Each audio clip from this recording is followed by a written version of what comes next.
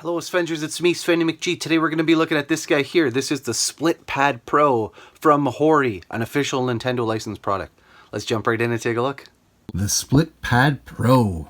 This is an official licensed Nintendo product. It is manufactured by Hori, and we're going to have a look right now. So inside the box, of course, you will find the controller, and of course, we'll find a manual.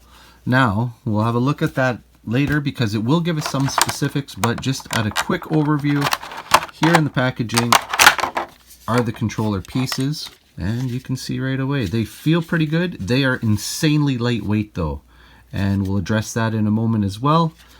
They do have this kind of patterning that you can see on here that just provides an extra grip. On top it's pretty slick and smooth, but it still feels nice.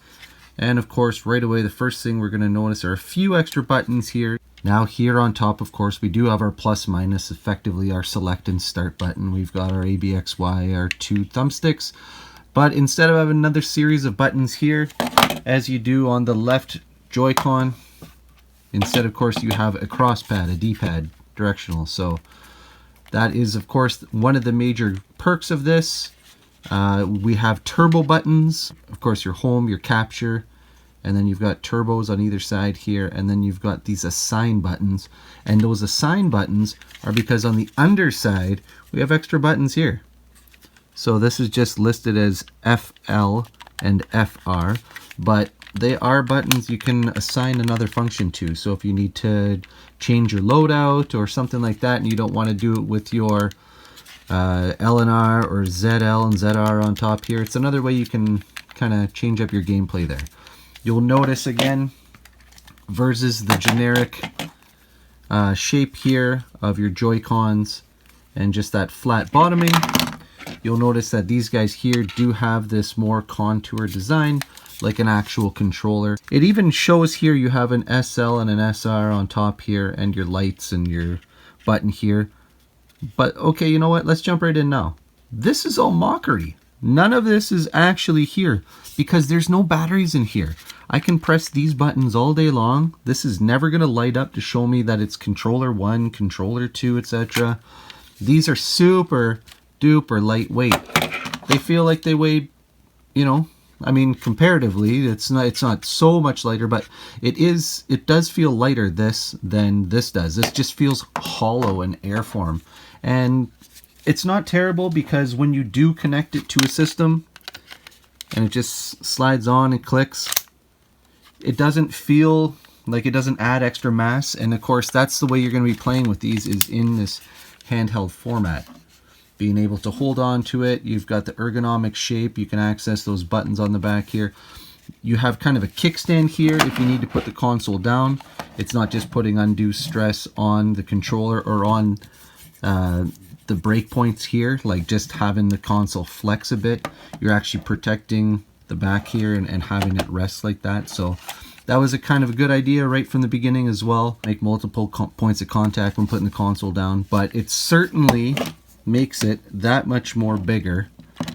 So, you know, you're going to need a case that's going to be able to accommodate all this extra spacing on either side versus just two Joy-Cons, of course, right? We've got the nice gripping here, the nice handheld. So let's jump in and have a look at a couple games. All right, so again, you can kind of just see that, you know, it handles the way you want. It feels good, feels strong, it's responsive. There was nothing to really do with pairing it up. It was plain and simple, just going ahead and using the connection piece here and sliding it in the rails, and bang bang, it was suddenly, you know, it knew that the Hori grips were in and ready to go. So of course there are various other options out there today. So what about that D-pad? I mean, that's kind of the main sell here, right? Getting an actual D-pad. Well, I'm happy to say it does function well. I don't notice any major issues, any major lag. It feels pretty good, and like I said, responsiveness is really going to be the end all here. If you're not getting that out of it, then that's where you're going to have a real problem. And I'm happy to say here, like, no major issues with the buttons, the controls. Again, it feels good in my hands. It's handling well. So no major complaints there. That's the main function you're going to want to get out of it. Hey, one up. If you have the Nintendo Switch Online, you got the Nintendo, Super Nintendo Classics. Things here are working the way they needed to, and that's a nice feeling.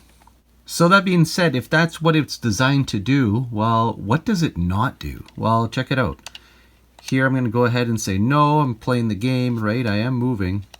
Here, I am driving around. This is still me. But the minute I disconnect, these things are dead. Dead in the water, dead. I've got nothing here. The Switch recognizes it right away. I can pair these guys up and then set this up with the kickstand and play on tabletop mode. I can plug this into the dock and play on the television. These are utterly useless in any of that format. I cannot connect these to that Switch, to the Switch controller handle to make a controller out of these. There's nothing I can do with them. There's no battery power. Like I said, the lights here, this is all just mockery. These are not actually buttons. They don't really depress with any sort of feeling or spring back to them. They don't actually even say SLSR on them. They're just there to mock this. But there's nothing else to them. You are literally buying these in order to only play in handheld mode, and that is it. Handheld mode controller, full size. Further now, it should be noted, no IR camera, no gyroscope, no accelerometer. You don't have the little LED here, or like I said, the LED's there to denote which player you're using. Devastatingly for me, no rumble, specific no HD rumble. You don't have any of the motion control that this provides. Utterly gone with these. Again, there's nothing to them. They're literally just controllers. And finally, of course, you can tap an Amiibo here all day long. It does not have the near field communication that this guy has here in the right. Again, this is literally for nothing else. Clipping on, turning the unit on, and then you're going to hit A button. Like I said, as soon as it's in, it's ready to go. There's no major delays there. One controller is connected, or like I said, I'm ready to go. I'm right back in there, but Toad is just killing me here. But yeah, you do not have anything else except for handheld controller. If you know that going into it, and that's still good for you, because like I said, it otherwise operates fantastic. It feels great. For those reasons, I'm going to give it a recommendation. However, just know what it is you're getting into, because like I said, you can still be going without a lot of those really cool features. And if you think you're going to be able to add this to a collection when maybe you have a bunch of friends come over and suddenly, okay, now I've got an awesome one to fight you with Street Fighter, guess what, chummy? Not in that sense. You are going to be playing it in handheld. Maybe your friend can look over your shoulder, but you are going to be sitting there using this in this format. No tabletop, no other way. So there you have it. That is the Split Pad Pro from Hori. Do you have one? What do you think of it? Would you be willing to give it a try?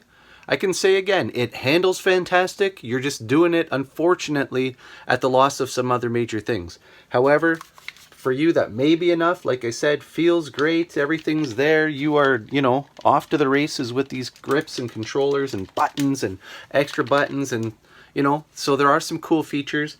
If you're really going to be jamming hard, you're going to be getting into some classic gameplay, maybe jumping into other games like Street Fighter, Mortal Kombat, etc., that cross pad might be worth it for you. Again, being lightweight and having that ergonomic grip feels fantastic. It is a great controller for that. But please let me know what you think. I'd love to hear from you in the comments below. As always, I appreciate you liking and subscribing. And until I see you all again soon, I hope you take care and be good to each other.